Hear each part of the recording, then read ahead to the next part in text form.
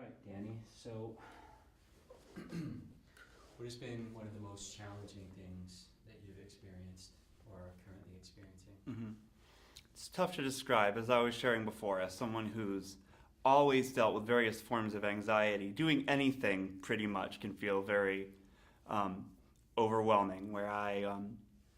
I was glad to have the opportunity to be able to share on the stage at the Outer Space at the Hearts of Strangers event, and where in some ways that might sound like it is a huge jump from someone like myself who has struggled with all different kinds of social anxieties, where it's as I start to overcome these things, something like that would it sound so impossible as someone who has also had periods of time where I was practically agoraphobic, where I would spend time in my house, where there are times that doing that feels as daunting and overwhelming as standing in front of people, a lot of people at the same time. So it can be difficult exactly to try to quantify what the hardest thing is, because the feelings associated with pretty much everything at times had been as intense as walking out, sharing stuff in front of people. And so it's difficult to put in a good picture, but kind of overcoming, more or less overcoming and learning to be able to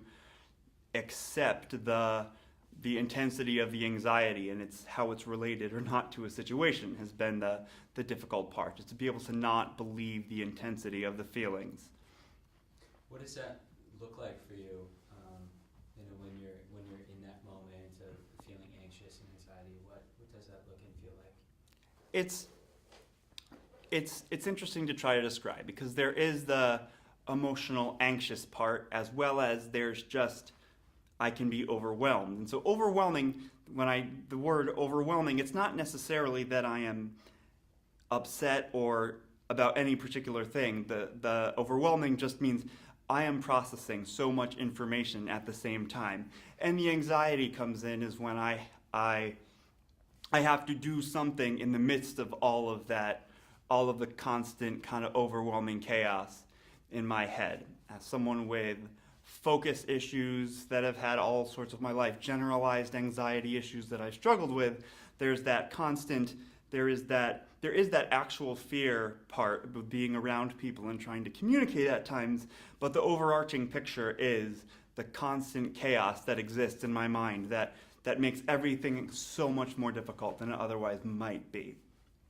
Looking back on your younger years, was this a problem that was happening then? When did it start? And when did you sort of recognize Right.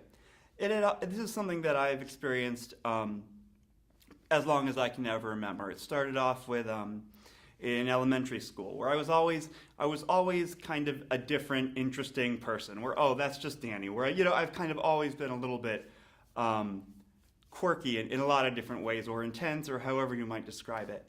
But starting in school, where I started to have very bad panic attacks and social anxiety, especially going to school. Again, it was that combination of the really overwhelmed by the school, the bus, the people, everything, and there was also the difficulty of, for me, being able to function in the midst of the chaos that was constant in my mind. How did teachers treat you in school? How did peers treat you in school? Mm-hmm. I don't remember specific interactions much with teachers related to, at least in my early days of school. I was picked on a bit, and I remember being very uncomfortable in school, in part because of all the energy that it took for me to just be there and listen to and focus on anything that was happening.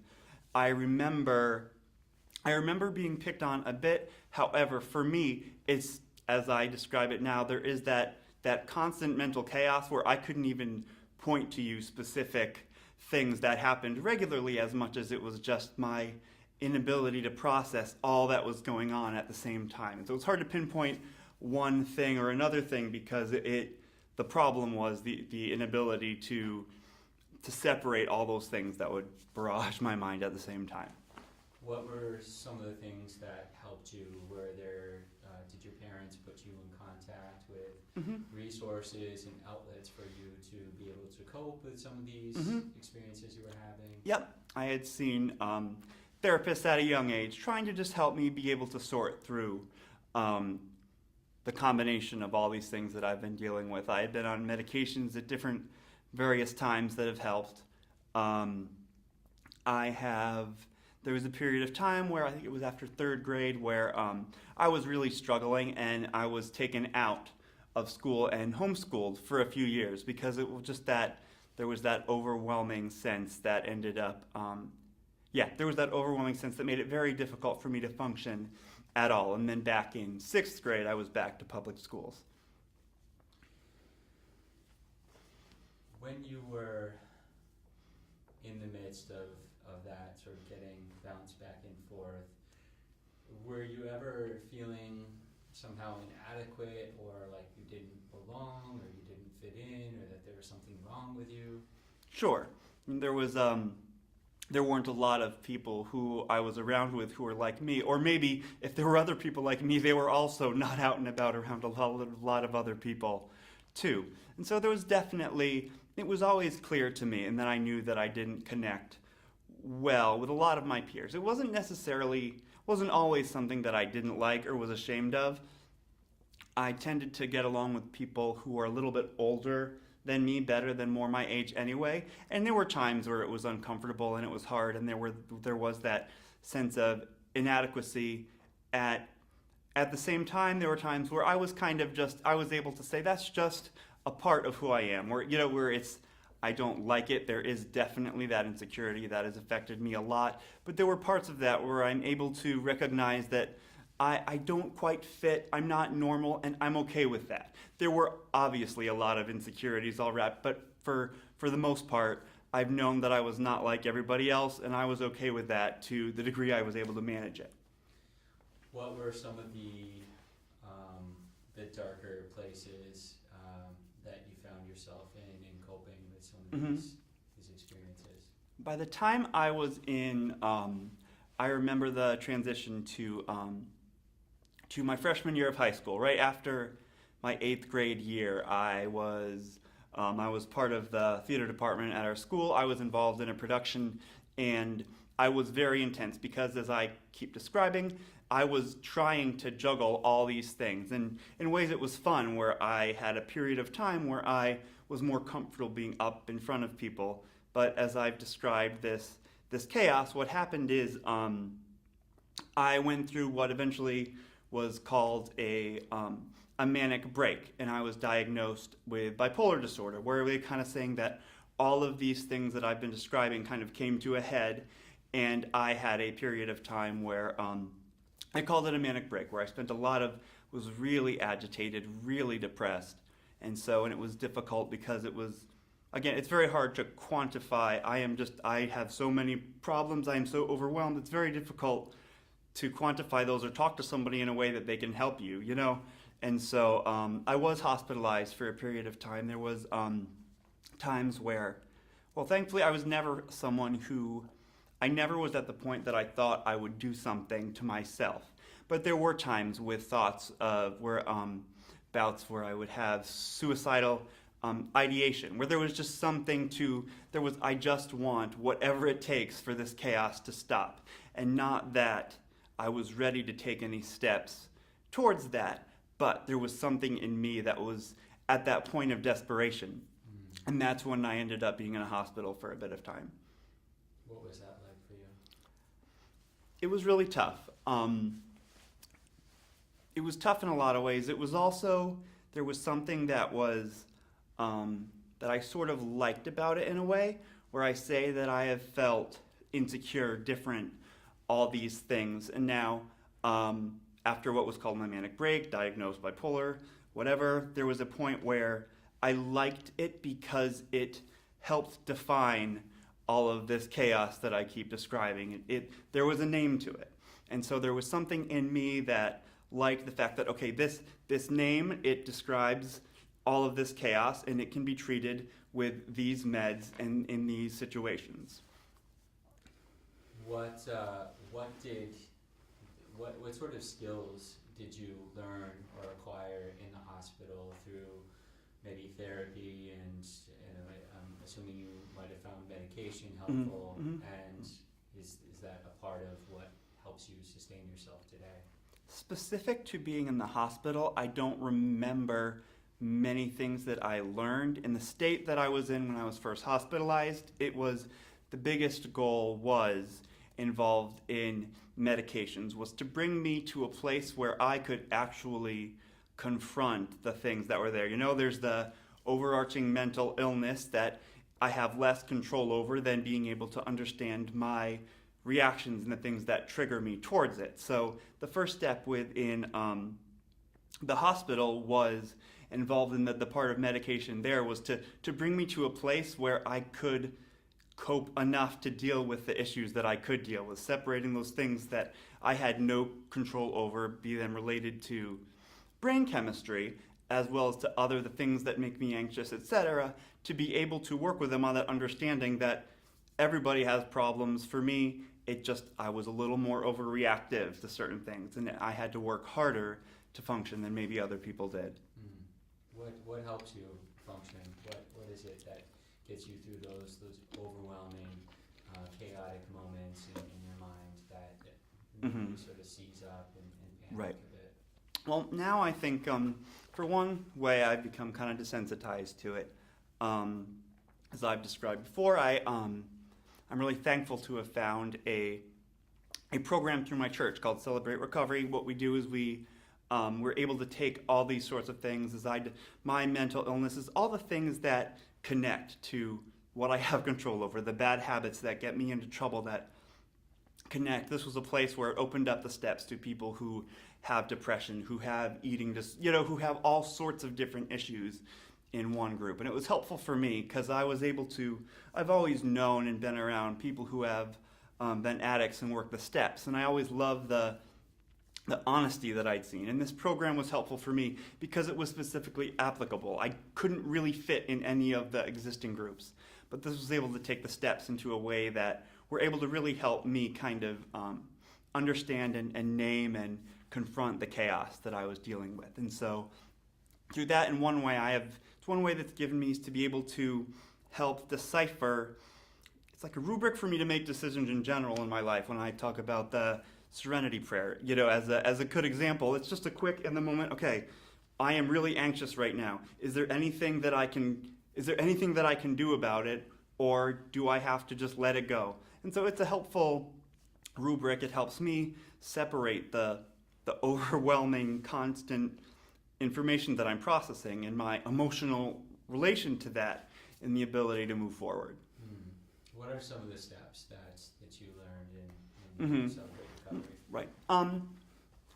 There were a lot of things that were really helpful for me. I think one thing that was really interesting was coming to when it came to the fourth step, when it came to making amends, when it came to kind of going through and identifying the things in my life that have happened and being willing to identify the things that I have done and how they have affected others objectively, where there was no guilt, where I was able to say, I went through these things, I have went through these situations that have affected those in my life, and to be able to let go in terms of trying to say, okay, this, to be able to rectify those things and sort of be willing to see just see the control, what happened through me and what part even I had an ability to play at that time or not. It was, given at that period of time, given what I knew about myself. And so it was interesting in a way to be able to let myself off the hook in a way that I would feel more guilt than is necessary, where I was able to no longer try to scapegoat an illness, which can be one thing to say, well, all the things I did bad were because I'm crazy. And then it can be easy to say, oh, well, but for me to be able to become willing to assess those things, and it really helped. It helped to desensitize some of the anxiety, where there's that constant overwhelming sense that I deal with, but it helped me to be able to learn to be able to decipher, to learn to be able to say, okay, this is how I feel, these are the facts, and it helped me to assess all that. Do you have outlets where you feel like the anxiety does not bleed into that space? Well, my biggest outlet is, and always really has been, music. through the only thing that's ever been, where I would at times, I talked about being involved in theater, and I was in a band in high school for a little while, and so there were some places where I was able to manage it there, and that was difficult, but now I've actually really been able to enjoy it a little bit more. Now, as all of these things are now in process of understanding under the bigger umbrella of lupus, where it's saying that some of these mental illnesses and stuff that I have, given the variant of antibodies that my body is sensitive to, that it's likely that all of these things are under the bigger umbrella of an autoimmune condition. So right now, I kind of understanding that I'm also, as somebody who is, very often people with lupus flares are very sensitive to UV light. And so they can trigger a lot of these things that I have going on. And so I've kind of had to retreat more and spend more time to myself and learn to be able to enjoy it. And so, but in that way, I've loved to be able to play music a little bit more again, where it used to keep me, my struggles kept me from wanting to even try anymore because, well, how is it worth putting in the energy that I am if it takes so much out of me? And then eventually, I was able to give up and I didn't even enjoy it on my own anymore because it was like, if it couldn't connect me with others, then why was it worth it? And that's a thing where I left. When I stopped doing that, it was a way that I kept myself from something that I used to really enjoy. And so now I've been enjoying playing guitar a little bit more and stuff, and I'm trying to be able to just enjoy writing music again, some things that I've pushing through with. It's been really good. It sounds like music may be a beneficial way for you to not only express yourself, but to, you mentioned the word connect, connect with others. Right. How important do you think a sense of connection is in the broader picture? Very much so. For me, what that connection does is when I'm able to, when I say specific to music, or again, it helps me have a way to funnel the chaos. It gives, for specific through music, is it's a funnel. So I know how to function given the context of music is a helpful way for me to be able to communicate.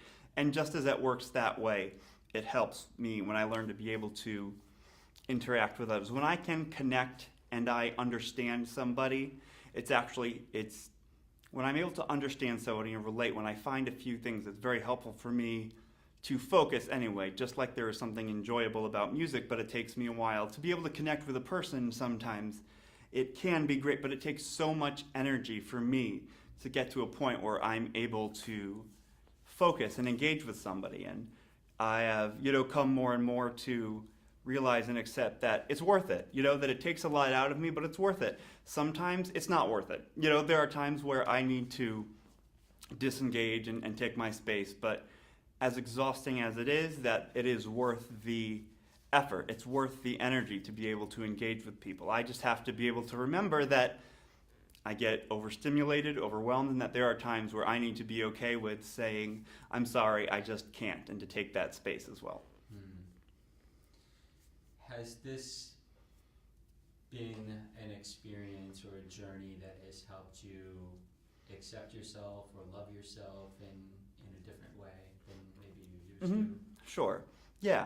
Well, I was, as I've talked about, coming to a point where I'm able to accept the things that I have done that have fed into the anxiety when there have been areas of guilt, of insecurity, of inadequacy, where now that I've been able to obsess and not just blame an illness, where I'm not bipolar is the problem or lupus is the problem and so the solution is meds. But when I've been able to identify the specific things in my life that I've gone through, it helps me to be able to like and to find myself in the midst of that, to be able to accept when I learned that, what can I control and what I can't. It has helped me understand and let myself off the hook better as I'm able to kind of better understand the processes and the things that have hindered me in general. What does loving yourself look like? Is that a practice? Is that a place that you've gotten into that you just sort of plateau at, or does that take constant maintenance? Definitely takes constant maintenance. example, when I do take time to myself, and I have to, like as I described, being able to spend and engage time with music in a way that where it used to be an issue with, because I'm anxious, because it's so hard for me to do this around other people, it's not worth it if other people can't see how great or not I am, and so to not do it at all. But to be able to love and accept myself is to be able to actually enjoy that, is a way that I can do that and not care, and to where I'm able to actually enjoy those things and really not care if anybody sees or hears what I do anyway.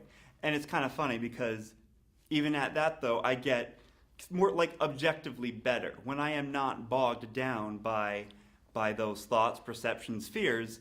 There's more space in my brain to actually focus and engage well on that. So loving myself is kind of no longer letting those insecurities and stuff keep me from enjoying things that I should on my own, not just for the sake of being able to relate to people. What brings you joy? You mentioned, music is Mhm. one of your outlets, Mhm. feeling a sense of community, perhaps with Celebrate Recovery. Are there other aspects of your life that bring you joy and fulfillment amidst some of these Absolutely, challenges? absolutely. I'm a husband and a father to two adorable little girls and one adorable bigger girl. That sounds wrong, but my wife. And so being able to spend time with my family is really fun. My daughters are very entertaining, and as I've been describing before, they are also very entertaining and musical. I like to watch their karate, pirate, fusion, ballet, dance numbers and stuff, and it's fun to interact with them and to be able to see the things that I like about myself reflected in them. And now, of course, it goes both ways, but it's nice to be able to be reminded of how far I've come and things that I might like about myself when I see it reflected in them. How do they relate to you and respond to you? Have they been supportive of Absolutely, yeah. And so it can be kind of entertaining and desensitizing in ways where one of the expressions of the chaos for me is with muscle spasms and Tourette's-like tics and stuff, and I can learn, just like with everything, I can learn to control them enough to function, but there are times where it gets harder. But specifically the way that were my kids in ways that they would imitate that. Before, now my daughter, now it's more fun, but my now 4-year-old at times, not even knowing that it was something wrong, would walk around like this because daddy does, and it wasn't something that was like awkward or weird. It was like sometimes she just, because daddy has, that's what I do. And so it was kind of entertaining and desensitizing about if it's something that would be frustrating or make me insecure or self-conscious, when to see my kids, it's just like, woo, that's just how people move sometimes. And so there have been ways that has been able to be very desensitizing, and ways that I'm able to go ahead and just joke about that stuff and just accept it for what it is and have fun with them. Yeah, it seems like with them being exposed to it at an early age, that they've just accepted that that's right. That's you, that's right. normal. Right. And it's helpful for me to accept it for myself too, to see it in them. Yeah. Have you been able to meet other people who are experiencing similar challenges in their lives through Celebrate Recovery or other aspects? Yeah.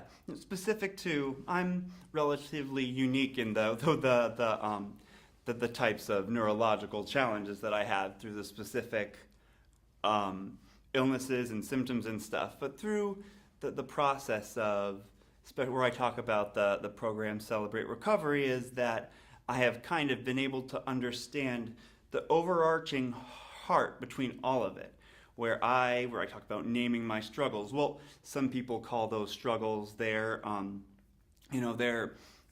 drug of choice, their person of choice when it comes to things like codependency, that there is that heart of wanting to be understood and safe and accepted. And so while my family of illnesses, they kind of bleed out of that, I see that the same heart of that frustration, anxiety, insecurity, just desire to feel safe and open and to be yourself, where for me, given all my struggles, it plays out in one way, but it's the same heart that draws someone to abuse a substance or to involve themselves in unhealthy relationships, because there's just something that wanting to be loved, wanting to be accepted, which is applicable to anybody in anybody's life in different ways. Have you always felt like it was okay to communicate your experiences, or has this been a new platform for you in Celebrate Recovery? Yep. One thing I would say though is that I've always been pretty open and honest. I have never been particularly shy to talk about sort of the things that I've had. Like I've said, I always knew that I was different, and for better and worse, as a whole, I was willing to accept that.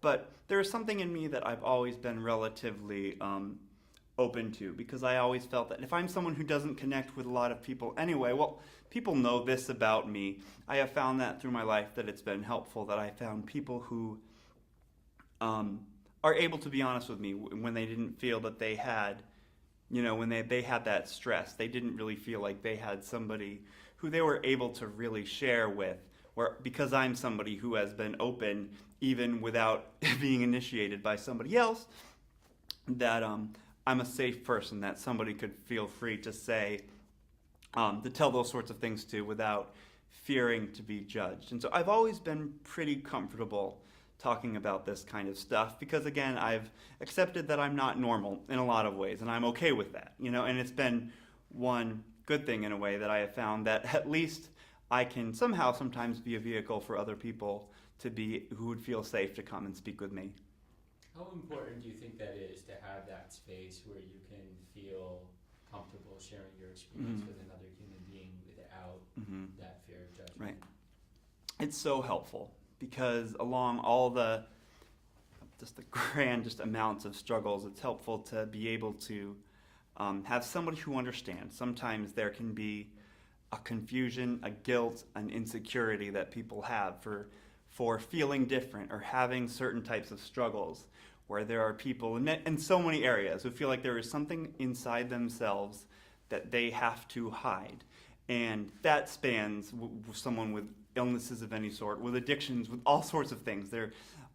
Everybody, I think, can understand that sometimes there is something about ourselves that we do not feel comfortable sharing with other people, and holding on to that can cause a lot of struggle and pain in all of our areas of life. Being able to have someone to be able to accept, where you're able to share those secrets, those things that hold us back, it at least can help desensitize and normalize and say, yes, I struggle with all of these things, but I'm not the only one who does, and you can learn to accept that. What have you learned about yourself throughout this journey so far? It's hard to say specifically. It's a good question. I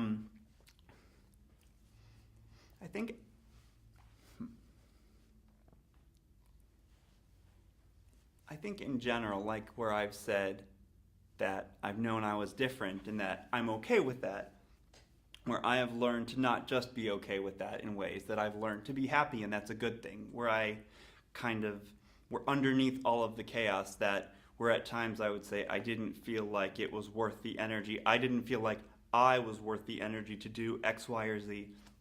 I think that the biggest thing in all that, where it used to be an issue of learning to accept and tolerate that, to a point of actually being able to accept and love myself. The biggest thing is being able to cross that divide of just being able to tolerate myself and feel like I'm not a bother, but to be able to recognize there are things that I do and things that I really like about myself, and it's great that others do too, but it's easier when I don't really care necessarily others anymore, when that's not my goal, is to be able to have others like me, as I've been able to enjoy a little bit more and like things about myself again.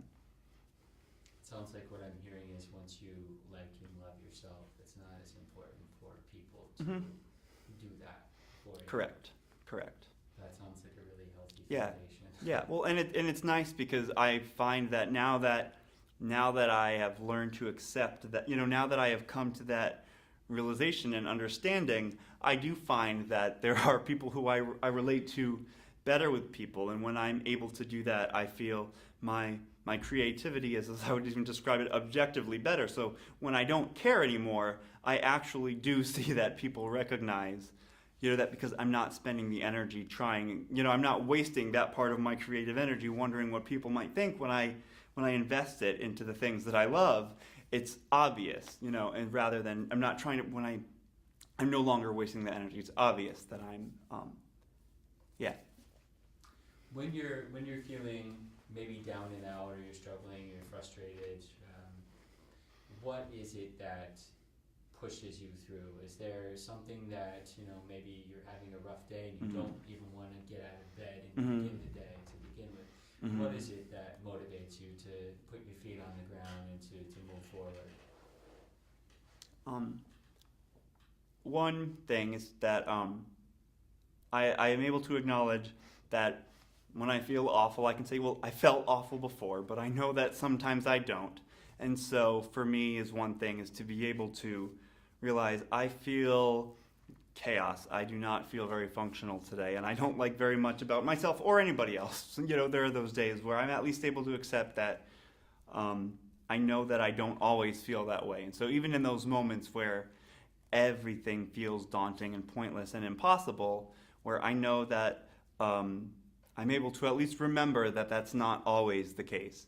And sometimes I have to be able to accept that. Sometimes I have to be able to say, I am just in a bad mood and I don't like anything or anybody today. And I can sometimes let myself then be okay with that. Or even and then, sometimes I'm having an off day and I'm just able to be willing to accept, yeah, I don't like anybody but where I'm able to, where I know that that's somehow I get, and dealing with it helps me move on, to be able to just have a bad day, and just, to being willing to accept that. Yeah, it seems like it's almost like with weather, every day it's not going to be sunny, and you can acknowledge that maybe the weather is crappy, but it's temporary. It's gonna Right. pass. Right. Exactly. What advice would you offer to somebody else who may be able to relate to these experiences? I would always, encourage people who feel like there is something going on, something about themselves that they are uncomfortable with, to being able to find a venue where they can express that. If it's not somebody who has people around them that they can connect to, maybe it would be in terms of a therapist. If somebody's involved in some sort of clergy, whatever types of programs that they have around them, that if there is nobody that they can share with as a peer, that it's important to be able to find somebody, because it can really, just that little bit of something in any of us that we try to hide, if it's before we know it, it can take over us, and we can lose a lot of our energy and passion and joy from something that could be something relatively benign that's frustrating, if you don't have that opportunity to be open. And so, yeah, that would be my suggestion, is just be willing to be open, and to find someone who you can at least have some degree of connection with you, so that you are at least not completely alone, where you're able to acknowledge that frustration. And until then, there's really nowhere you can go until you're willing to be able to acknowledge that frustration.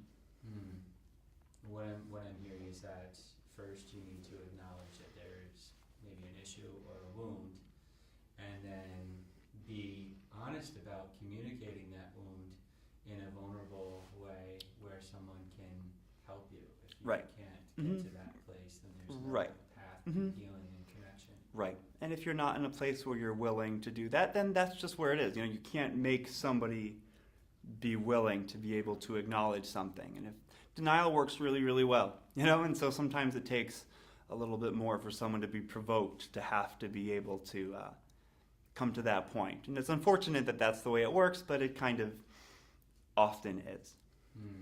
Yeah, it's like the saying, it's like rock bottom. Right. Sometimes people really have to lose right. significant things in their life or relationships to acknowledge what they're holding on to and the secrets that they're keeping. Right. Do you have a particular quote or a mantra or something that resonates with you that has been beneficial?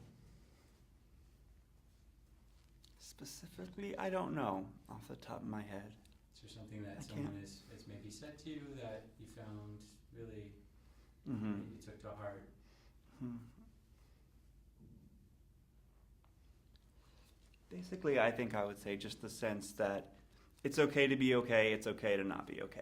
We learn to be able to accept what is good, what is bad, things that we struggle with or not, to be able to take them at face value. When you're able to acknowledge any situation for what it is, then you're able to deal with it, and you're able to when you're able to accept those types of things and define your struggles, it's easier for you to be able to move on. Hmm. How has it felt to talk about these experiences with me today? It's been great, it's been fine. It's never been something that I've been particularly shy about or insecure about specifically, but it was something that's been hard for me to be in a venue where I feel comfortable enough to have the brain space to be able to express that, or it's not so much that it's something that I've tried to hide always, as much as something that it's been hard for me to be in a place to have the brain space to be able to put that all together and actually communicate it cohesively. And so this whole process, never mind being part of going through what I have been, talking about how working the steps has helped me kind of come to terms with a lot in myself, where it's great that there is a point on the other side where it's not just learning what was wrong and how to manage, but to be in a place to be able to tell the whole story, where that chaos comes together and in the end where it means something, where I'm able to define all the things that I've gone through, helps me to be able to then define how I have been able to move on, and that there'll be ways in other people are able to hopefully benefit from what's going on. Is it fair to say that some of these challenges that you face and the way that you've learned to cope and deal with them has helped to reveal some sort of purpose or meaning in your life that could potentially be a benefit to someone else?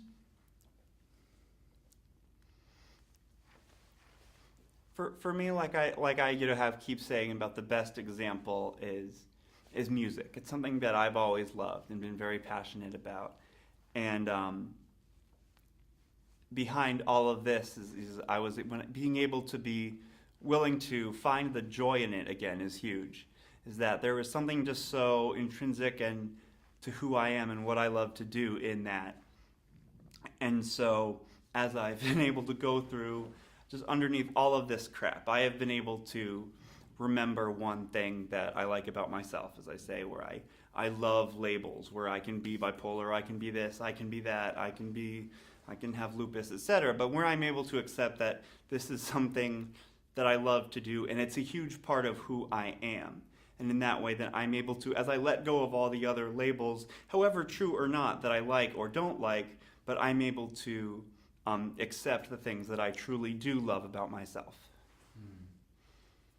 Do you think that it's possible that by sharing your experiences and your journey today in this way, this platform, that you could be maybe giving someone else some hope, a bit of courage, or a sense that they're not alone in what they're struggling with? Sure, I'd hope so, and I would say that where I've shared through issues of Celebrate Recovery, other areas where I've come to a place where I've been able to share my struggles and I've had feedback from others in that smaller venue, it's helpful, it's encouraging to be able to go forward, because as I see it play out in different areas of my life, it makes it more comfortable and more worth it to be able to share these things on a bigger scale when I'm able to experience firsthand and to hear from people how my story has, if it's resonated with them, or maybe it's helped them point an area in their life or something that they're struggling with that maybe is worth putting time into, that it might not feel like. Thank you. Thank you. Thank you. All right, so I'm going to stop this recording, and then I'm going to ask you to elaborate on a theme. How are you feeling? I'm good.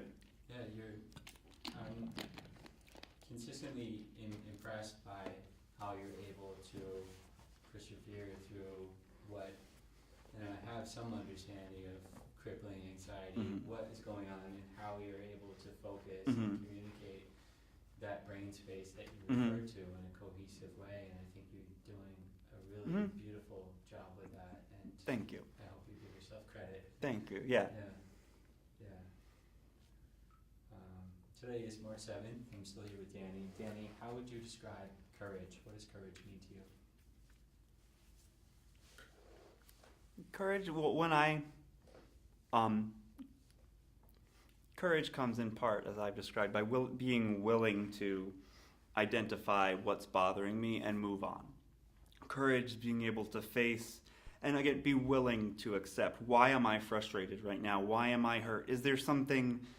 Do I feel guilty for any specific reason? Is there to be able to be willing to look at the situations that cause me to feel the way that I do? The courage is to be able to be willing to deal with it. Is there something that I need to change in my life? Is the being able to willing to look at the situation that is causing me the anxiety or whatever, and to be able to define that and deal with it from there.